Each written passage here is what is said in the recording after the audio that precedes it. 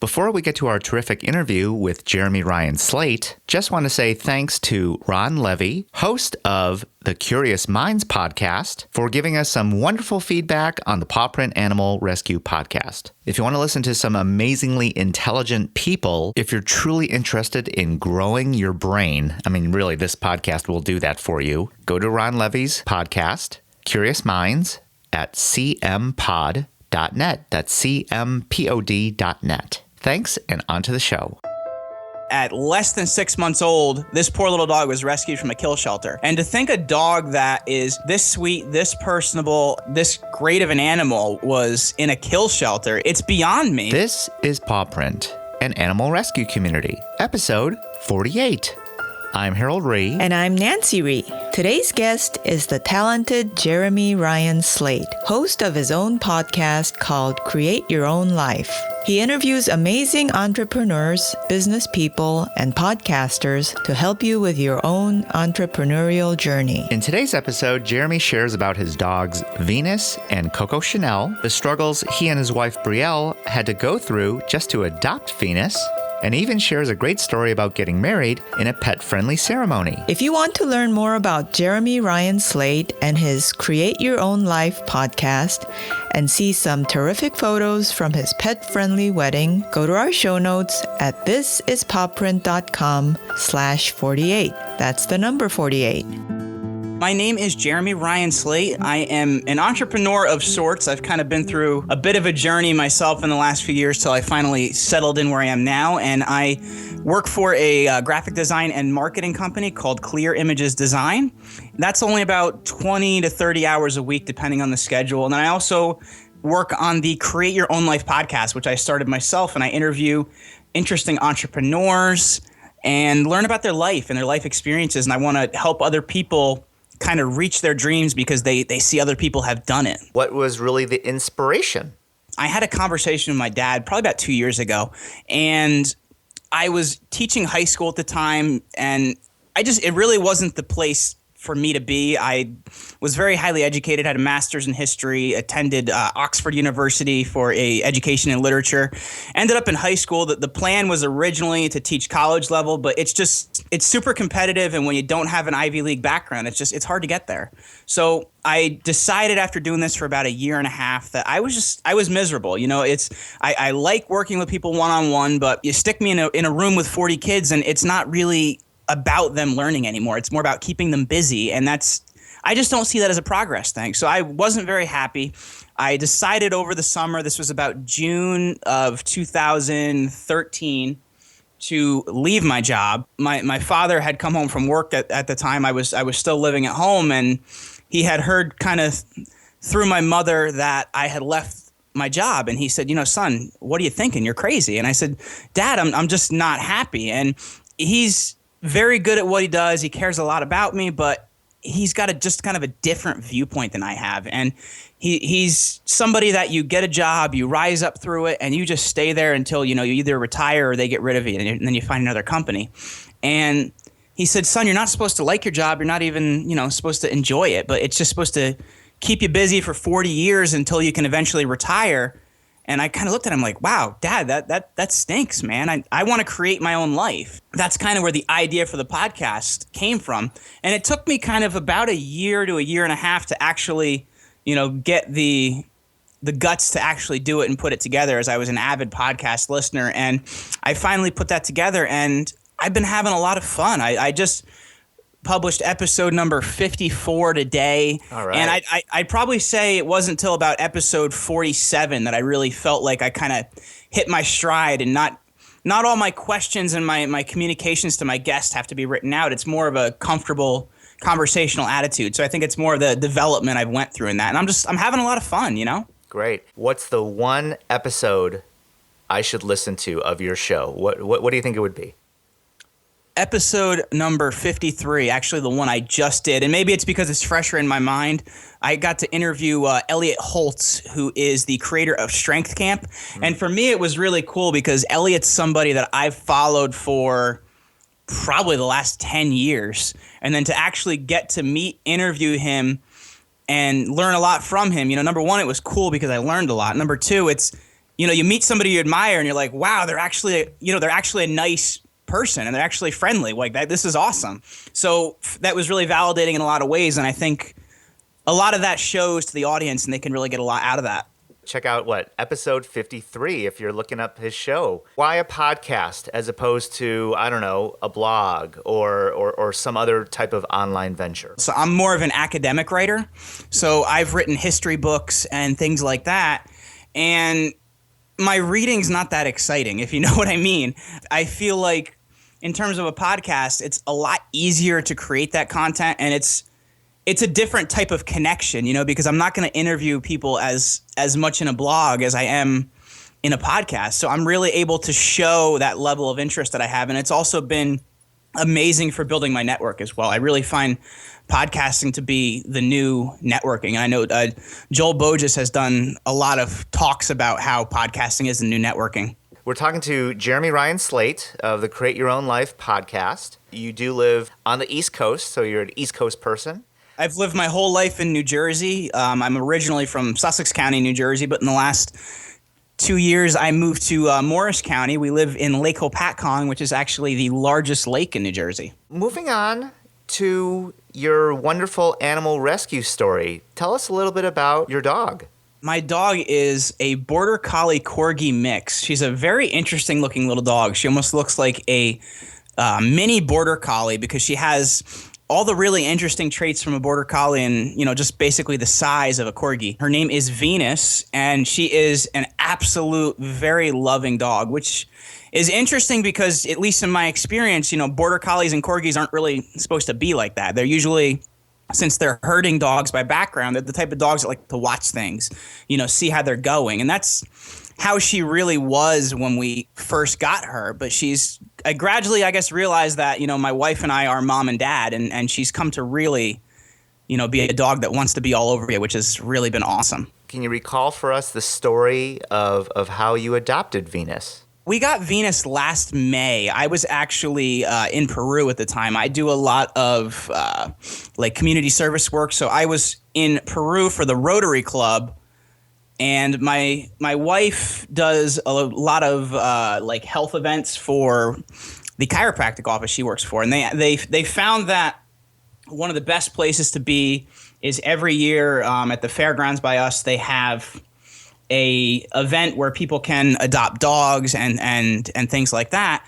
And she met Venus there, and she knew this was kind of the dog for us because there was this giant Scooby-Doo dog, and this dog has so much energy. It's unbelievable. She ran over to Scooby-Doo, tackled Scooby-Doo, and Brielle's like, wow, that's my dog.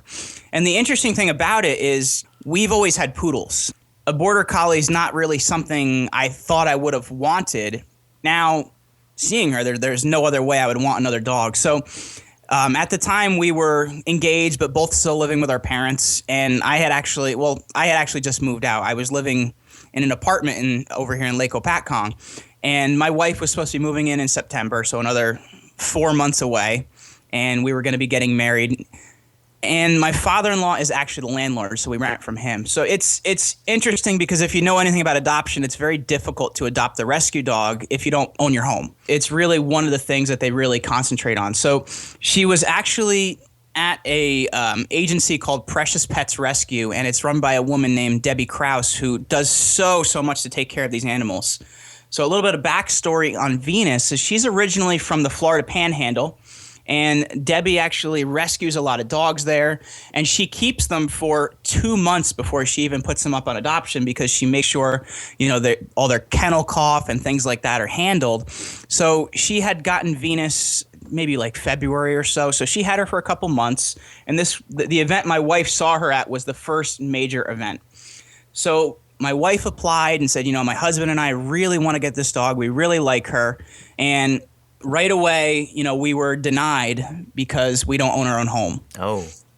So it's kind of interesting because my wife's parents are both separated, and they both have dogs, both love dogs. My wife's family actually, her mother's side actually has a farm over here in North Jersey. So we have horses and things like that in the farm. So I think when Debbie was looking at it at face value, she was kind of just doing her due diligence. These are young people, though we're young professionals. I really don't want something to happen to this dog. And one of the things I think really validates her is we keep up with this Facebook page a lot for Precious Pets, and they posted the other day that there was Venus's, I guess you can't say sibling, but another dog that was kept in the same kennel as her was adopted at that same event, and then somebody actually took that dog and turned it into a pound.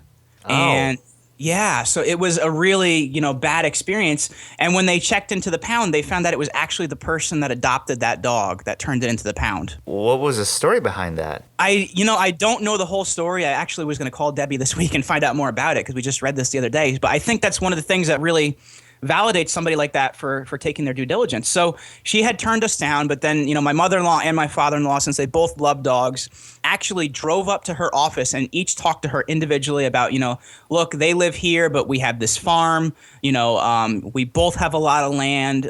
Jeremy works from home, so he's going to be home with the dog all the time.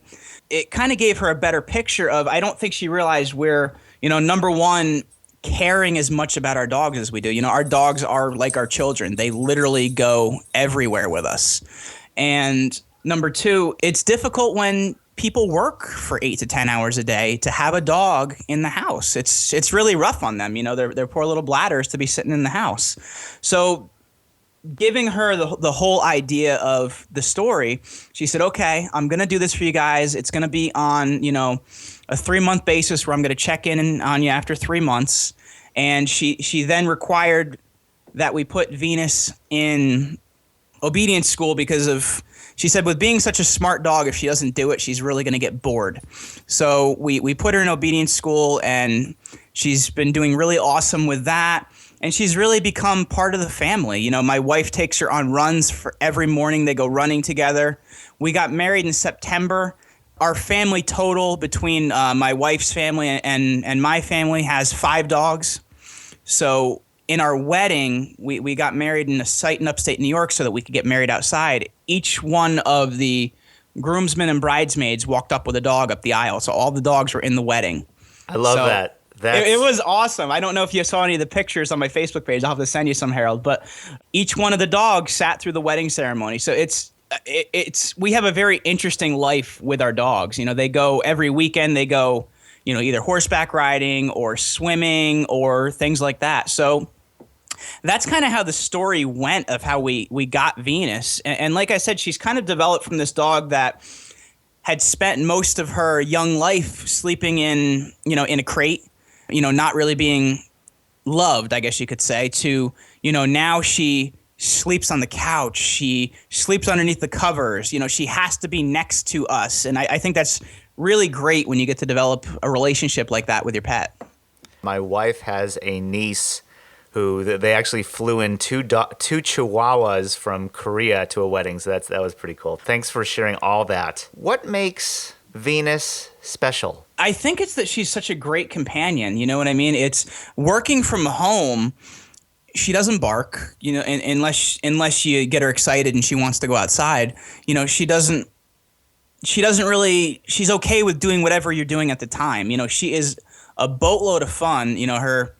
She's actually sitting next to me. If I say her favorite word, which is ball, she gets super excited. She loves to have fun when you're having fun, but she also knows, when daddy's working, she can sleep in the chair right next to him. He'll take her out when it's time to go out. So she's just a great companion, and that's why we're able to take her all over the place. And being the mix that she is, she's 22 pounds, so she's not a huge dog, so she can really go everywhere.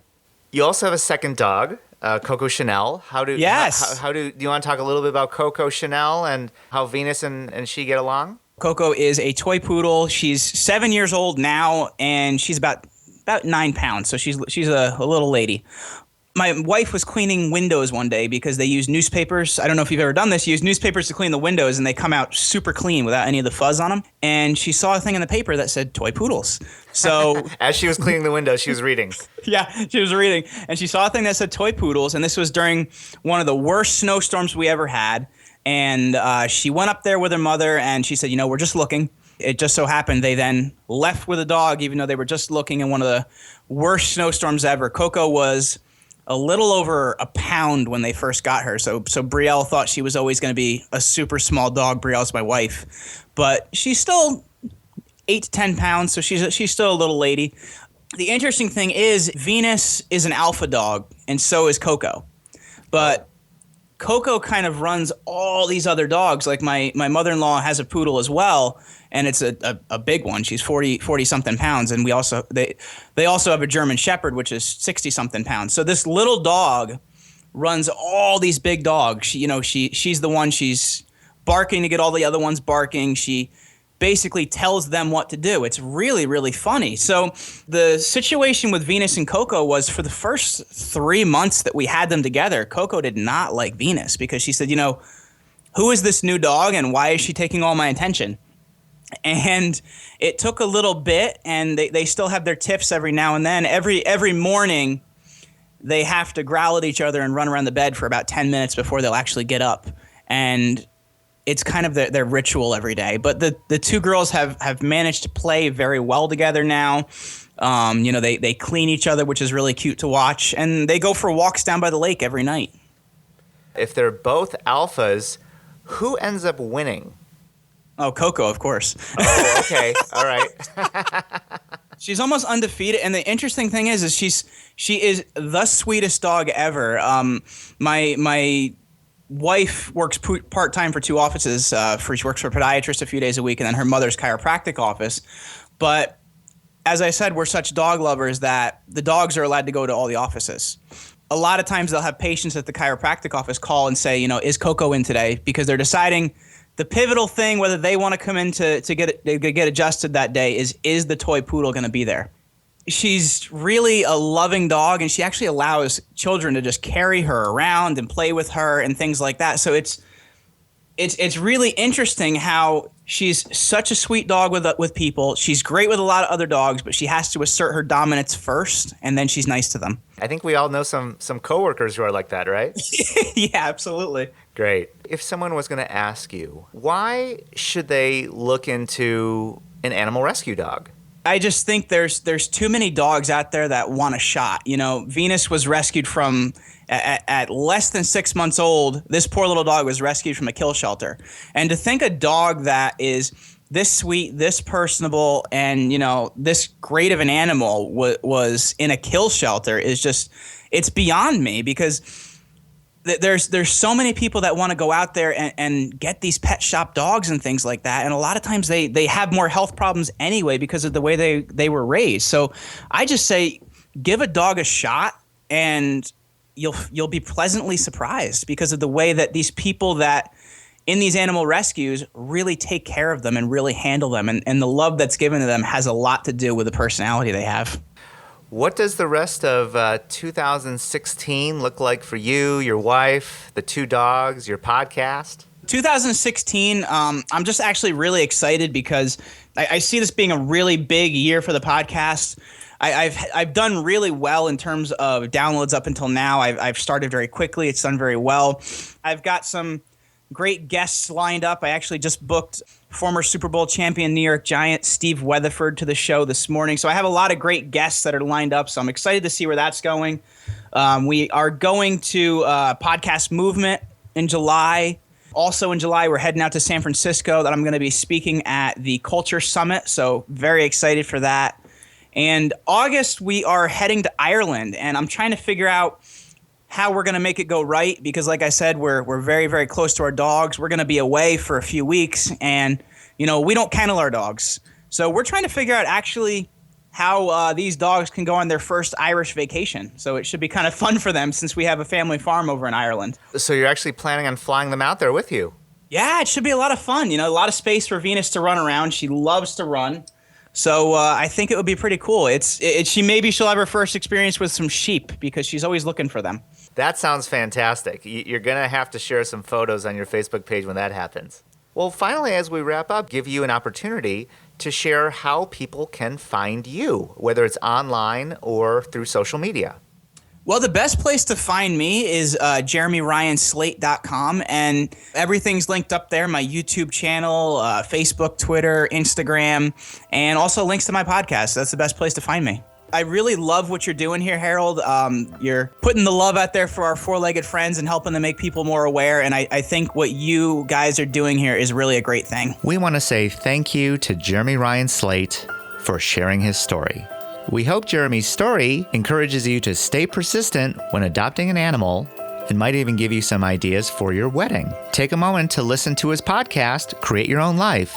It'll provide you a lot of inspiration in business, entrepreneurship, and life. If you want to learn more about Jeremy, go to our show notes at thisispawprint.com/48. If you'd like to nominate someone to be a future guest on Paw Print, you can email us at thisispawprint@gmail.com or go to our contact page, thisispawprint.com/contact. Don't forget to sign up for our 2 free resources from our favorite positive reinforcement dog trainer, Irit Bloom of The Sophisticated Dog. You can simply go to thisispawprint.com/ask to sign up. If you'd like to meet me or Nancy on social media, you can find us on Facebook, Instagram, or Twitter. Go to This Is Paw Print, all one word. If you want to listen to more episodes of Paw Print, you can find us on iTunes at thisispawprint.com/iTunes. We highly recommend clicking on subscribe to get the latest episodes immediately. We want to say thank you to all of you, our listeners out there, for sharing Paw Print with your friends and family. And remember that you spread a positive message of love and peace by saving an animal. Have a great day, everyone. And see you next time with another great guest on Paw Print. Paw Print is a production of EVER Education. You can't handle the truth.